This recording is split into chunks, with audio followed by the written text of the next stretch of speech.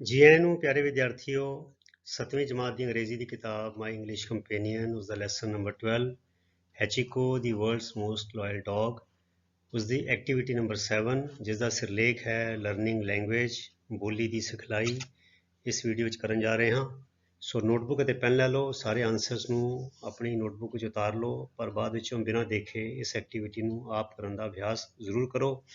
ਤੇ ਇਸੇ ਚੈਨਲ ਤੇ ਤੁਹਾਡੀ 7ਵੀਂ ਜਮਾਤ ਦੀ ਪਲੇਲਿਸਟ ਹੋ ਰਹੀ ਹੈ 7th ਮੈਥ ਇੰਗਲਿਸ਼ ਮੀਡੀਅਮ ਵਿੱਚ ਤੇ ਦੂਜੀ ਹੈਗੀ 7ਵੀਂ ਗਣਿਤ ਪੰਜਾਬੀ ਮੀਡੀਅਮ ਵਿੱਚ, ਜਿਹਦੇ ਵਿੱਚ ਤੁਹਾਡੇ ਮੈਥ ਦੇ ਗਣਿਤ ਦੇ ਸਵਾਲ ਹੱਲ ਕਰਕੇ ਪਾਏ ਜਾ ਰਹੇ ਨੇ। ਸੋ ਤੁਸੀਂ ਉਹਦਾ ਲਾਹਾ ਵੀ ਲੈ ਸਕਦੇ ਹੋ। ਸੋ ਆਓ ਸ਼ੁਰੂ ਕਰੀਏ ਅਗਲੀ activity. So activity 7 is select the correct form of the verb given in the options and fill it in the given blank। ਅਰਥਾਤ ਵਰਬ ਦੀ ਸਹੀ ਫਾਰਮ ਜਿਹੜੀ ਹੈ ਦਿੱਤੀਆਂ ਹੋਈਆਂ ਚੋਣਾਂ ਵਿੱਚੋਂ ਸਹੀ ਚੋਣ ਨੂੰ ਚੁਣੋ ਅਤੇ ਖਾਲੀ ਸਥਾਨ ਵਿੱਚ ਉਹਨੂੰ ਭਰੋ। ਆਓ ਦੇਖੀਏ ਹੁਣ।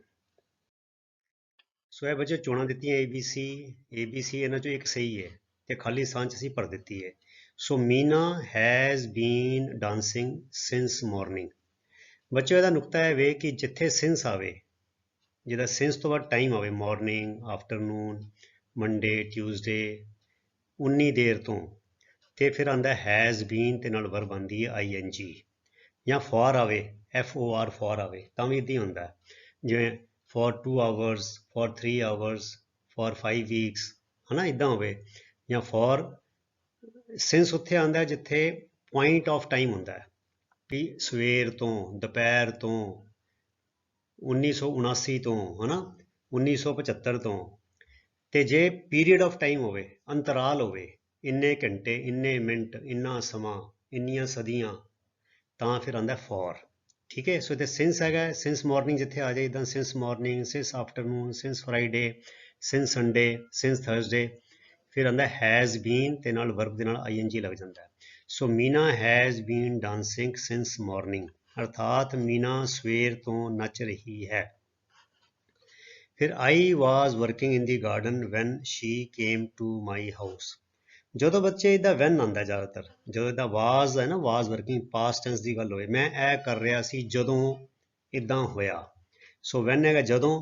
ਸੋ I was working in the garden, ਅਰਥਾਤ ਮੈਂ ਬਗੀਚੇ ਵਿੱਚ ਕੰਮ ਕਰ ਰਿਹਾ ਸੀ, was working, ਜਦੋਂ she came to my house, ਜਦੋਂ ਉਹ ਮੇਰੇ ਘਰ ਆਈ।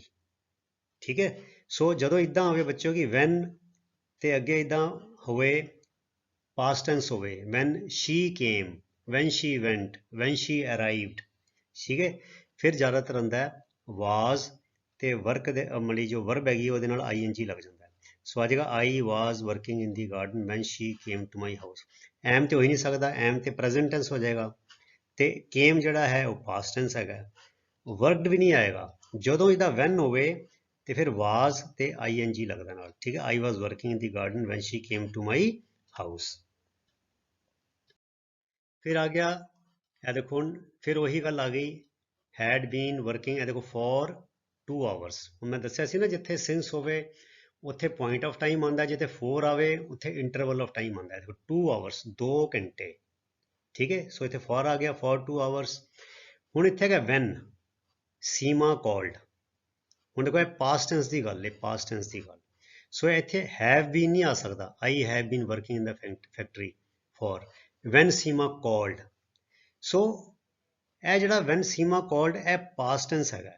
ਸੋ ਇਸ ਕਰਕੇ ਅਸੀਂ ਪਾਸਟ ਟੈਂਸ ਵਰਤਾਂਗੇ, I had been working in the factory for 2 hours when Seema called, ਅਰਥਾਤ ਜਦੋਂ ਸੀਮਾ ਦੀ ਕਾਲ ਆਈ, ਜਾਂ ਜਦੋਂ ਸੀਮਾ ਮੈਨੂੰ ਮਿਲਣ ਆਈ, ਜਾਂ ਜਦੋਂ ਸੀਮਾ ਮੈਨੂੰ ਮਿਲਣ ਆਈ, ਜਾਂ ਜਦੋਂ ਸੀਮਾ ਨੇ ਫੋਨ ਕੀਤਾ।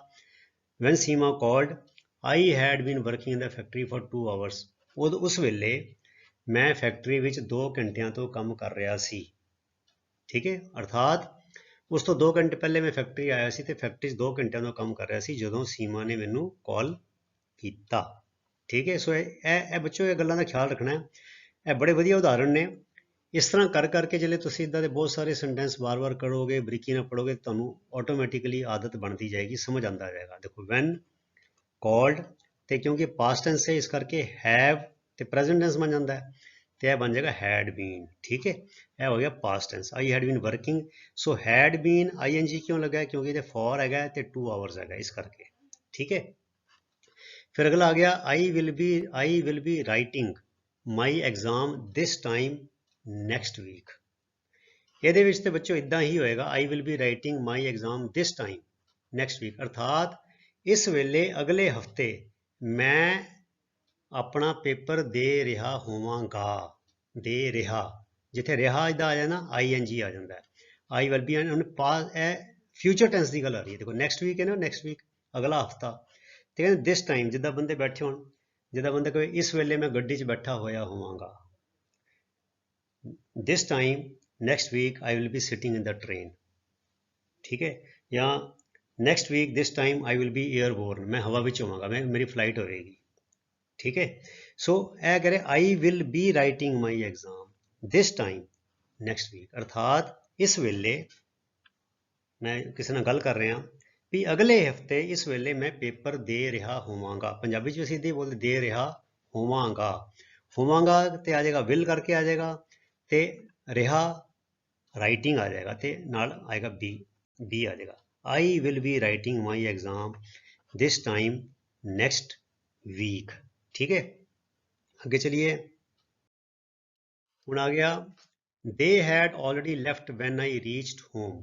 ਇਹ ਬੱਚਿਓ ਇਹ ਵੀ ਜੋੜਾ ਜਿੱਦਾਂ ਨਾ, ਇਹ ਯਾਦ ਰੱਖੋ, ਦੇ had already left when I reached home, ਜਿੱਦਾਂ ਦੀ train head already left when I reach the station, the patient had already died when the doctor reached hospital। ਸੋ ਜਦੋਂ ਇਦਾਂ ਆਵੇ when, ਇੱਥੇ ਆਏਗਾ past tense ਤੇ ਇੱਥੇ ਹੁੰਦਾ had ਦੇ ਨਾਲ ਥਰਡ ਫਾਰਮ ਆਉਂਦੀ ਹੈ had left। they had already left when I reached home, ਇਹਦਾ ਮਤਲਬ ਕੀ ਹੋਇਆ, ਜਦੋਂ ਮੈਂ ਘਰ ਪਹੁੰਚਿਆ ਉਹ ਪਹਿਲਾਂ ਹੀ ਜਾ ਚੁੱਕੇ ਸੀ,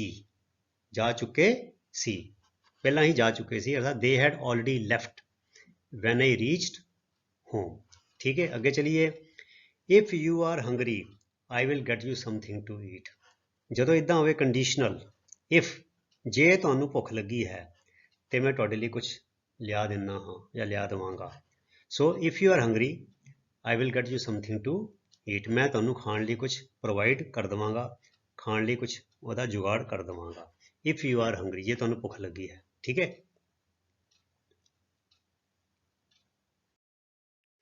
ਫਿਰ ਆ ਗਿਆ ਸਾਵਨ। ਹੁਣ ਇਹ ਨਾਂ ਹੈਗਾ, ਐਸ ਕੈਪੀਟਲ ਹੈਗਾ, ਵੈਸੇ ਤੇ ਸੈਂਟੈਂਸ ਦੀ ਸ਼ੁਰੂਆਤ ਹਮੇਸ਼ਾ ਕੈਪੀਟਲ ਲੈਟਰ ਨਾਲ ਹੁੰਦੀ ਹੈ, ਪਰ ਪੱਕਾ ਪਤਾ ਲੱਗਦਾ ਕਿ ਸਾਵਨ ਕੋਈ ਅੰਗਰੇਜ਼ੀ ਦਾ ਵਰਡ ਨਹੀਂ ਹੈਗਾ, ਨਾਮ ਹੈਗਾ। ਸੋ ਸਾਵਨ ਰਾਈਟਸ ਸੌਂਗਸ, ਇੱਕ ਵਚਨ ਚੱਲੇ ਹੋਵੇ ਬੱਚੋ, ਸਾਵਨ ਇੱਕ ਬੰਦਾ ਹੈ, ਠੀਕ ਹੈ। ਹੀ ਹੋਵੇ, ਸ਼ੀ ਹੋਵੇ, ਇਟ ਹੋਵੇ ਜਾਂ ਪ੍ਰੋਪਰ ਨਾਊਨ ਹੋਵੇ ਇੱਕ ਵਚਨ, ਤੇ ਪ੍ਰੈਜ਼ੈਂਟ ਟੈਂਸ ਦੀ ਗੱਲ ਹੋਵੇ, ਤੇ ਫਿਰ ਕੀ ਹੁੰਦਾ, ਜਿਹੜੀ ਵਰਬ ਹੈਗੀ ਉਹਦੇ ਨਾਲ ਐਸ ਲੱਗਦਾ ਹੈ। ਸਾਵਨ ਰਾਈਟਸ ਸੌਂਗਸ, ਅਰਥਾਤ ਸਾਵਨ ਗੀਤਕਾਰ ਹੈ ਜਾਂ ਸਾਵਨ ਗੀਤ ਲਿਖਦਾ ਹੈ। ਰਾਈਟ ਤੇ ਕਦੀ ਨਹੀਂ ਆਏਗਾ, ਰਿਟਨ ਵੀ ਨਹੀਂ ਆ ਸਕਦਾ। ਸੋ ਰਿਟਨ ਹੁੰਦਾ ਤੇ ਇਹਦੇ ਮੂਹਰੇ ਹੈਜ਼, ਹੈਵ, ਹੈਡ ਕੁਝ ਹੋਣਾ ਚਾਹੀਦਾ ਸੀਗਾ, ਸੋ ਉਹ ਵੀ ਨਹੀਂ ਹੈਗਾ। ਸੋ ਰਾਈਟ ਤੇ ਕਦੀ ਵੀ ਨਹੀਂ ਆਏਗਾ, ਕਿਉਂਕਿ ਪਲੂਰਲ ਹੁੰਦਾ। ਜਿੱਦਾਂ ਮੈਂ ਕਹਾਂ ਸਾਵਨ ਐਂਡ, ਮਤਲਬ ਕਿ ਹੋਰ ਇੱਕ ਨਾਂ ਪਾ ਦਿਓ, Sawan and Ramesh right songs, ਫਿਰ ਆਉਣਾ ਸੀ, ਦੋ ਜਣੇ ਸੀਗੇ, ਫਿਰ ਰਾਈਟ ਆਉਣਾ ਸੀ, ਇੱਕ ਵਚਨ ਹੈਗਾ ਇਸ ਕਰਕੇ ਐਸ ਆਏਗਾ, ਠੀਕ ਹੈ। ਫਿਰ ਆ ਗਿਆ ਵੀ don't often go to the garden. ਵੀ ਦੇ ਨਾਲ ਡੋਂਟ ਆਉਂਦਾ, ਡਜ਼ੰਟ ਨਹੀਂ ਆਏਗਾ। ਡਜ਼ੰਟ ਕਿਹਦੇ ਨਾਲ ਆਏਗਾ, ਹੀ ਦੇ ਨਾਲ ਆਏਗਾ, ਸ਼ੀ ਦੇ ਨਾਲ ਆਏਗਾ, ਇਟ ਦੇ ਨਾਲ ਆਏਗਾ, ਜਾਂ ਜਿੱਦਾਂ ਸਾਵਨ ਇੱਕ ਬੱਚਾ, ਇੱਕ ਬੰਦਾ ਹੁੰਦਾ, ਇੱਥੇ ਇੱਕ ਬੰਦਾ ਜਾਂ ਕੁੜੀ ਜਾਂ ਮੁੰਡਾ ਹੁੰਦਾ, ਇੱਕ ਵਚਨ ਹੁੰਦਾ, ਫਿਰ ਆਉਣਾ ਸੀ ਡਜ਼ੰਟ। ਵੀ ਦੇ ਨਾਲ ਜਿਹੜਾ ਹੈ ਹਮੇਸ਼ਾ ਆਈ ਦੇ ਨਾਲ, ਵੀ ਦੇ ਨਾਲ ਡੋਂਟ ਆਉਂਦਾ ਹੈ। ਹੈਵਨਟ ਤੇ ਆ ਹੀ ਨਹੀਂ ਸਕਦਾ, ਕਿਉਂਕਿ ਜੇ ਹੈਵਨਟ ਹੁੰਦਾ ਤੇ ਇੱਥੇ ਗੋ ਫਸਟ ਫਾਰਮ ਨਹੀਂ ਆਉਣੀ ਸੀਗੀ, ਠੀਕ ਹੈ ਨਾ। ਫਿਰ ਆਉਣਾ ਸੀ ਗੋ, ਵੈਂਟ, ਗੋਨ। ਹੈਵ ਦੇ ਨਾਲ, ਹੈਜ਼ ਦੇ ਨਾਲ, ਹੈਡ ਦੇ ਨਾਲ ਹਮੇਸ਼ਾ ਥਰਡ ਫਾਰਮ ਆਉਂਦੀ ਵਰਬ ਦੀ, ਕਦੀ ਵੀ ਫਸਟ ਫਾਰਮ ਨਹੀਂ ਆਉਂਦੀ। ਸੋ ਵੀ ਦੇ ਨਾਲ ਡਜ਼ੰਟ ਨਹੀਂ ਆਉਂਦਾ, ਸੋ ਇਹ ਡੋਂਟ ਆਏਗਾ। ਵੀ don't often go to the garden, ਅਸੀਂ ਆਮ ਤੌਰ ਤੇ ਬਾਗ ਵਿੱਚ, ਪਾਰਕ ਵਿੱਚ ਨਹੀਂ ਜਾਂਦੇ। ਅਗਲਾ ਦੇਖੀਏ, we went to Delhi last week. ਜਦੋਂ ਇੱਦਾਂ ਬੱਚਿਓ ਗੱਲ ਆਵੇ last week, last Friday, last night, yesterday, ਫਿਰ ਸਿੰਪਲ ਸੈਕਿੰਡ ਫਾਰਮ ਆਉਂਦੀ ਹੈ ਪਾਸਟ ਟੈਂਸ ਦੀ, ਹੈਵ ਗੋਨ ਨਹੀਂ ਆਉਂਦਾ। ਜੇ ਹੈਵ ਗੋਨ ਆਏਗਾ ਤੇ ਫਿਰ ਲਾਸਟ ਵੀਕ ਨਹੀਂ ਆਏਗਾ, ਠੀਕ ਹੈ। ਹੈਡ ਗੋਨ ਵੀ ਨਹੀਂ ਕਦੀ ਆ ਸਕਦਾ, ਗੱਲ ਨਹੀਂ ਬਣਦੀ। So we went to Delhi last week, ਅਸੀਂ ਪਿਛਲੇ ਹਫਤੇ ਦਿੱਲੀ ਗਏ, ਇਹਦਾ ਮਤਲਬ ਹੈ ਅਸੀਂ ਪਿਛਲੇ ਹਫਤੇ ਦਿੱਲੀ ਗਏ, ਠੀਕ ਹੈ। ਅੱਗੇ ਚਲੀਏ, ਦੀ ਚਿਲਡਰਨ ਗੇਵ ਅ ਸਪਲੈਂਡਿਡ परफॉर्मेंस। गिव्स नहीं आएगा, गिव्स ਜਿਹੜਾ ਬੱਚਿਓ ਹਮੇਸ਼ਾ ਸਿੰਗੂਲਰ ਦੇ ਨਾਲ ਆਉਂਦਾ ਹੈ, ਠੀਕ ਹੈ। ਤੇ ਗਿਵ ਵੀ ਨਹੀਂ ਆਉਂਦਾ, ਦੀ ਚਿਲਡਰਨ ਗਿਵ ਆ ਸਪਲੈਂਡਿਡ ਇਨ ਪਰਫਾਰਮੈਂਸ, ਇਹ ਵੀ ਕੋਈ ਗੱਲ ਨਹੀਂ ਬਣਦੀ ਕਿਉਂਕਿ ਜਦ ਪਰਫਾਰਮੈਂਸ ਹਾਲੇ ਹੋਈ ਨਹੀਂ ਤੇ ਇਹ ਬਣ ਜਾਏਗਾ ਵੀ ਬੱਚੇ ਬੜਾ ਵਧੀਆ ਕਿਰਦਾਰ ਬੜੇ ਵਧੀਆ ਪਰਫਾਰਮੈਂਸ ਦਿੰਦੇ ਹਨ, ਇਹ ਗੱਲ ਨਹੀਂ ਬਣਦੀ। ਗੇਵ ਕੋਈ ਗੱਲ ਹੋ ਚੁੱਕੀ ਹੈ ਤੇ ਅਸੀਂ ਉਹਦੇ ਬਾਰੇ ਕਹਿ ਰਹੇ ਹਾਂ ਦੀ ਚਿਲਡਰਨ ਗੇਵ ਆ ਸਪਲੈਂਡਿਡ ਪਰਫਾਰਮੈਂਸ, ਅਰਥਾਤ ਬੱਚਿਆਂ ਨੇ ਸ਼ਾਨਦਾਰ ਪ੍ਰਦਰਸ਼ਨ ਕੀਤਾ। ਪ੍ਰਦਰਸ਼ਨ ਮੈਨੇ ਕੋਈ ਪ੍ਰੋਗਰਾਮ ਕੀਤਾ, ਉਹਨਾਂ ਦਾ ਜਿਹੜਾ ਉਹਨਾਂ ਨੇ ਜੋ ਰੋਲ ਨਿਭਾਏ ਬੜੇ ਵਧੀਆ ਸੀਗੇ। ਪਰਫਾਰਮੈਂਸ ਮੈਨੇ ਪ੍ਰਦਰਸ਼ਨ ਤੇ ਸਪਲੈਂਡਿਡ ਮੈਨੇ ਸ਼ਾਨਦਾਰ। ਦੀ ਚਿਲਡਰਨ ਗੇਵ ਆ ਸਪਲੈਂਡਿਡ ਪਰਫਾਰਮੈਂਸ, ਅਰਥਾਤ ਬੱਚਿਆਂ ਨੇ ਬੜਾ ਹੀ ਸ਼ਾਨਦਾਰ ਪਰਫਾਰਮ ਕੀਤਾ। ਸੋ ਬੱਚਿਓ ਇਹ ਬੜਾ ਹੀ ਵਧੀਆ ਐਕਸਰਸਾਈਜ਼ ਸੀ ਇਹ ਵਾਲੀ, ਤੇ ਤੁਸੀਂ ਇਹ ਦੱਸੋ ਦੇ ਦੱਸੋ ਸੈਂਟੈਂਸਾਂ ਨੂੰ ਚੰਗੀ ਤਰ੍ਹਾਂ ਅਲੱਗ-ਅਲੱਗ ਮੌਕਿਆਂ ਤੇ ਬਾਰ-ਬਾਰ ਪੜ੍ਹੋ ਤੇ ਇਹਨਾਂ ਦੇ ਖਾਲੀ ਸਥਾਨ ਭਰੋ। ਤੇ ਜਿਹੜੀ ਗੱਲਾਂ ਮੈਂ ਤੁਹਾਨੂੰ ਨਾਲ ਸਮਝਾਈਆਂ ਉਹ ਵੀ ਦੇਖੋ ਵੀ ਦੂਜੀ ਇਹ ਗੇਵ ਕਿਉਂ ਆਇਆ ਤੇ ਗਿਵਸ ਕਿਉਂ ਨਹੀਂ ਆਏਗਾ ਤੇ ਗਿਵ ਕਿਉਂ ਨਹੀਂ ਆਏਗਾ। ਇੱਥੇ ਦੇਖੋ ਵੈਂਟ ਕਿਉਂ ਆਇਆ ਤੇ ਹੈਵ ਗੋਨ ਕਿਉਂ ਨਹੀਂ ਆਏਗਾ ਤੇ ਹੈਡ ਗੋਨ ਕਿਉਂ ਨਹੀਂ ਆਏਗਾ। ਇਹ ਗੱਲਾਂ ਮੈਂ ਤੁਹਾਨੂੰ ਨਾਲ ਨਾਲ ਦੱਸੀਆਂ, ਇਹਨਾਂ ਗੱਲਾਂ ਨੂੰ ਧਿਆਨ ਨਾਲ ਸੁਣ ਕੇ ਆਪਣੇ ਤੁਸੀਂ ਨੋਟਸ ਬਣਾ ਲਵੋ ਤੇ ਫਿਰ ਦੂਜੇ ਕੋਈ ਸੈਂਟੈਂਸ ਹੋਣਗੇ ਜਿਹੜੇ ਇਹਨਾਂ ਨਾਲ ਮਿਲਦੇ ਜੁਲਦੇ, ਉਹਨਾਂ ਦੇ ਖਾਲੀ ਸਥਾਨ ਭਰਨ ਨੂੰ ਤੁਹਾਨੂੰ ਫਿਰ ਕੋਈ ਮੁਸ਼ਕਿਲ ਨਹੀਂ ਆਏਗੀ। ਸੋ ਪਿਆਰੇ ਵਿਦਿਆਰਥੀਓ, ਐਸੀ ਤੁਹਾਡੀ ਐਵਲੀ ਐਕਟੀਵਿਟੀ ਤੁਸੀਂ ਇਸੇ ਤਰ੍ਹਾਂ ਅਨੁਸ਼ਾਸਨ ਦੇ ਨਾਲ ਨੇਮ ਦੇ ਨਾਲ ਆਪਣੀ ਪੜ੍ਹਾਈ ਕਰੀ ਚਲੋ। ਤੇ ਅਗਲੇ ਵੀਡੀਓ ਤੱਕ ਲਈ ਗੁੱਡ ਬਾਏ। ਤੁਹਾਡਾ ਸਾਰਿਆਂ ਦਾ ਬਹੁਤ ਬਹੁਤ ਧੰਨਵਾਦ। ਰੱਬ ਰਾਖਾ। Thank you very much.